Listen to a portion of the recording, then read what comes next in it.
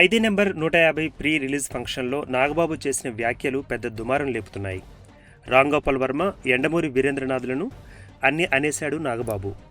దీంతో యండమూరి కాస్త కూల్గానే నాగబాబు వ్యాఖ్యలపై స్పందించాడు. కానీ వర్మ మాత్రం ఏమాత్రం తగ్గడం లేదు. నాగబాబును ఓ రేంజ్లో ఆటాడుకుంటున్నాడు. దీనిపై మెగాస్టార్ కూడా స్పందించాడు.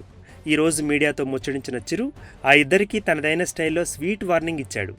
పనిగట్టుకుని పదే పదే మా మెగా ఫ్యామిలీని సాఫ్ట్ కార్నర్గా చేసుకుని ఏవేవో వర్మ మాట్లాడుతుంటే స్పందించాల్సిందేనని నాగబాబు అనుకుని ఉండవచ్చు. మా ఇష్టం, మేము ఏదైనా అంటాం, మీరు పడాల్సిందేనని అవతల వ్యక్తి అంటే ఎలా కుదురుతుంది చెప్పండి.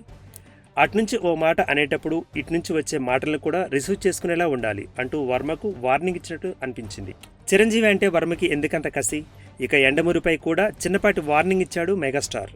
యండమూరికి నాకు మంచి అనుబంధం ఉండి ఆయన రాసిన స్టోరీలలో నేను నటించాను. ఒకరిని పొగిడేందుకు ఇంకొకరిని తక్కువ చేసి మాట్లాడడం అలాంటి వ్యక్తులకు తగదని చిరంజీవి అన్నారు.